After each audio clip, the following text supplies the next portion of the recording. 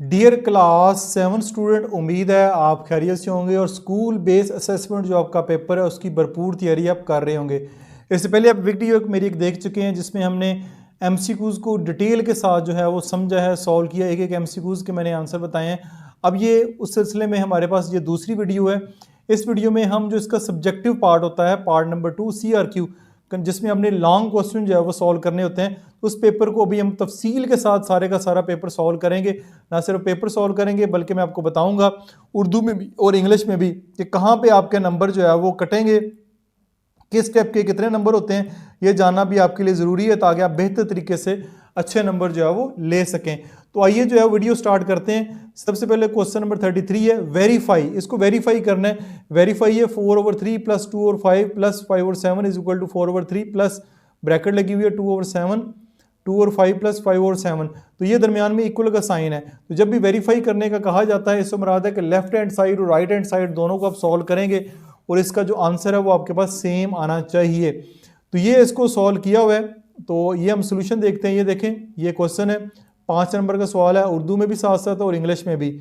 तो सबसे पहले हम ये वाली लेफ्ट हैंड साइड लेंगे। लेफ्ट हैंड साइड में 4/3 प्लस 2 और 5, तो 3 और 5 का जो एलसीएम है वो हमारे पास 15 आता है।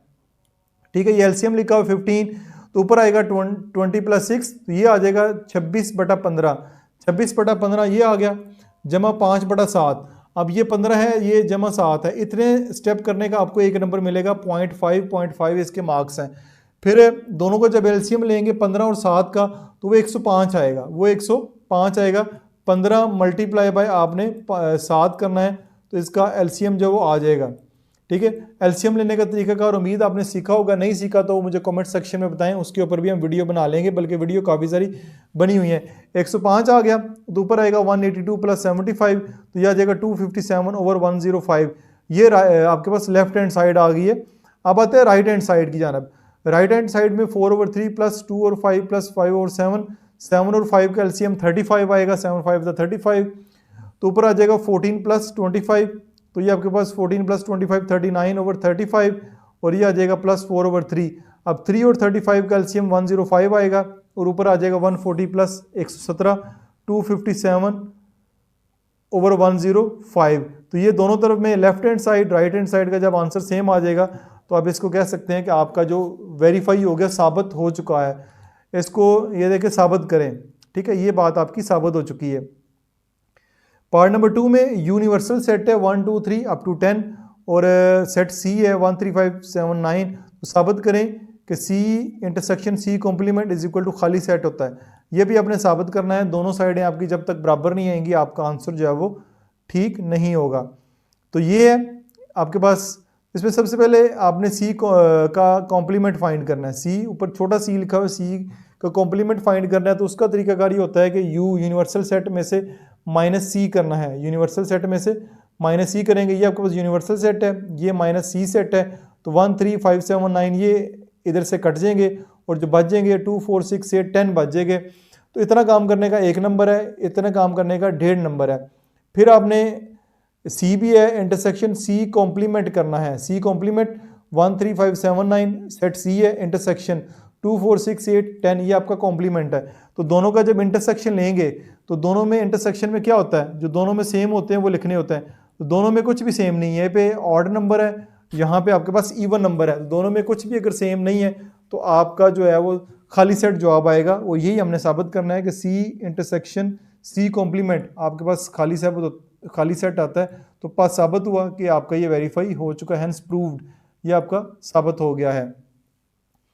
क्वेश्चन नंबर 34 की जानब चलते हैं। फरा सेव्ड ₹1,40,000 फॉर 1 ईयर। एक साल के लिए उसने ये 1 2 3 4 5 14 लाख रुपए सेव किए। ठीक है, 1,40,000 नहीं, 14 lakh. Find the amount of ज़कात शी हैज़ टू पे। इसके लिए ज़कात आपने फाइंड करनी है, कितनी ज़कात इसको पे करनी पड़ेगी। तो ये है जी टोटल अमाउंट 1,40,000। ज़कात का जो रेट है 2.5% एनुअल है, 2.5 ज़कात की शरह है, फीसद में सालाना है।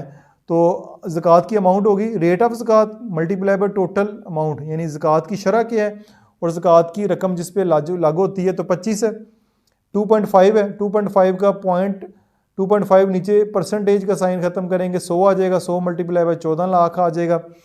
तो ये आपके पास आंसर जो आएगा वो 35,000 रुपये ज़कात आएगी। इसका आंसर निकालने के 3 नंबर हैं। 2.5 को मल्टीप्लाई करें इसके साथ और 100 से डिवाइड कर दें या 2 ज़ीरो इससे काट दें, ये कट के 2.5 को 14,000 से मल्टीप्लाई करेंगे तो आपके पास 35,000 इसका आंसर आ जाएगा। सो फ़रा हैज़ टू पे 35,000, यानी लिहाजा फ़रा को 35,000 रुपये की ज़कात अदा करनी होगी। ये आपका उर्दू में भी और इंग्लिश में भी इसका आंसर बनेगा। नेक्स्ट क्वेश्चन है, the general term of a number sequence is an is equal to 5n minus 3, find the first 3 term of a sequence. ठीक है जी, इसकी पहली 3 टर्म ऑफ सीक्वेंस बनेगी। तो आपने क्वेश्चन पे आ जाए, ये क्वेश्चन है। First term put n is equal to one, ठीक है। फाइंड द फर्स्ट, पहली 3 टर्म फाइंड करनी है तो n की वैल्यू सबसे पहले 1 पुट करेंगे, पूरे क्वेश्चन में 1 पुट करेंगे तो आपके पास 2 आंसर आ जाएगा। फिर उसकी वैल्यू 2 पुट करेंगे तो आंसर 7 आ जाएगा। ये सॉल्व किया हुआ है, 5 5 2 10, 10 में से 3 माइनस करेंगे तो 7 आ जाएगा।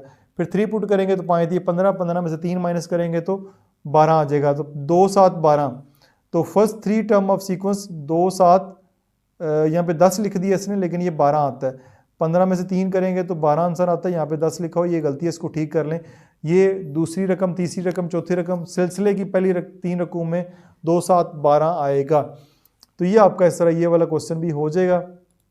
नेक्स्ट आपके पास 35 है, फैक्टराइज ए स्क्वायर माइनस 10a प्लस 21, इसको फैक्टराइज करना है। इसके पूरे 5 नंबर है। ये वाला सवाल बच्चों को सबसे ज़्यादा मुश्किल लगता है।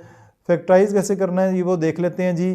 तज्जी करें, फैक्टराइज को कहते हैं तज्जी करें, ठीक है। तो A square minus 10a plus 21, तो मिडल टर्म ब्रेक मेथड करना है। मिडल टर्म ब्रेक ये होता है कि 21 को मल्टीप्लाई करें इसके साथ, ये आ जाएगा 21, ठीक है, ये आ जाएगा 21 ए स्क्वायर।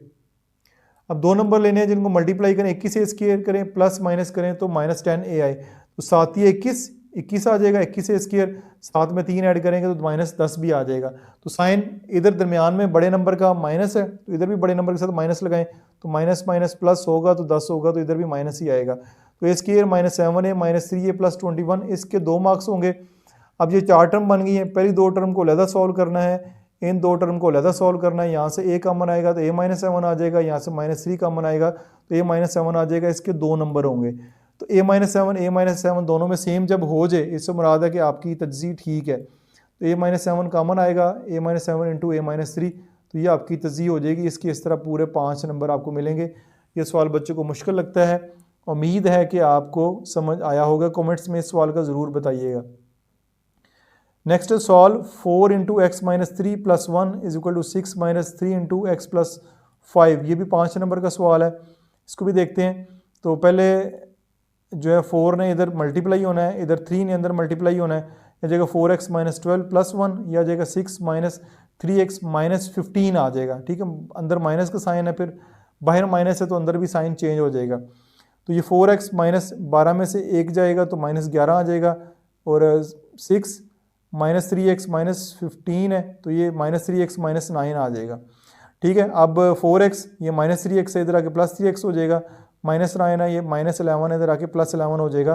तो 7x इज इक्वल टू 2, और x की वैल्यू 7 इधर मल्टीप्लाई हो रहा है, इधर आके डिवाइड हो जाएगा। तो 2/7 आपके पास इसका आंसर आ जाएगा। इधर भी x इज इक्वल 2/7। तो ये आपका ये वाला अलजबरे वाला जो मुश्किल वाले क्वेश्चन है ये सॉल्व हो गए। इनके ऊपर मेरी डिटेल वीडियो मौजूद है, वहाँ से भी जाके आप हेल्प ले सकते हैं। क्वेश्चन नंबर 36 है, एक college bus travel at 40 kilometre per hour speed in the first 2 hour. एक गाड़ी है कॉलेज की जो कि 40 किलोमीटर पर आवर की स्पीड से पहले 2 घंटे जाती है, फिर 50 किलोमीटर पर आवर से नेक्स्ट 3 घंटे जाती है। Find the average speed of the bus. बस की एवरेज स्पीड फाइंड करनी है। ये सवाल उर्दू में भी है। कॉलेज की बस पहले 2 घंटों में 40 किलोमीटर फ़ी घंटा की रफ्तार से और अगले 3 घंटों में 50 किलोमीटर फ़ी घंटा की रफ्तार से सफ़र करती है। बस की औसत रफ्तार मालूम करें। तो ये है जी, तय करदा फासला इज इक्वल टू होता है वक्त मल्टीप्लाई बाय रफ्तार, distance travel speed multiply by time. तो 2 घंटे में तय किया गया फासला 40 ज़रब 2 है 80 किलोमीटर, एक नंबर इसका है। 3 घंटे में तय किया गया फासला 50 ज़रब 3 है 150 किलोमीटर फ़ी घंटा है, एक है। और कुल फासला 80 जमा 150, कुल फासला कितना बना, ये 80 और 150, कुल फासला 230 किलोमीटर फ़ी घंटा बन गया। तो कुल वक्त कितना लगा, 2 घंटे और 3 घंटे 5 घंटे लगा। तो ये आपके पास टोटल टाइम आ गया 5 घंटे, टोटल फासला आ गया 230। तो औसत रफ्तार निकालनी है, 230 को 5 पर डिवाइड करेंगे तो 46 किलोमीटर फ़ी घंटा, तो ये 46 किलोमीटर पर आवर जो है वो आंसर आ जाएगा, उर्दू में भी और इंग्लिश में भी मैंने आपको बता दिया है। एक मुसाफिर ज़िला मुसल्लस XYZ बनाएं जिसकी एक ज़िले की लंबाई 6.4 सेंटीमीटर हो।